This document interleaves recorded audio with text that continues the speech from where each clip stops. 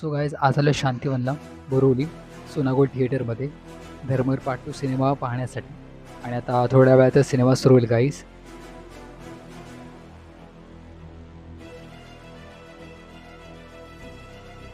अरे सब कुछ सेंट्रल को पूछो तो मग तू काही ते उपटायला आला काय?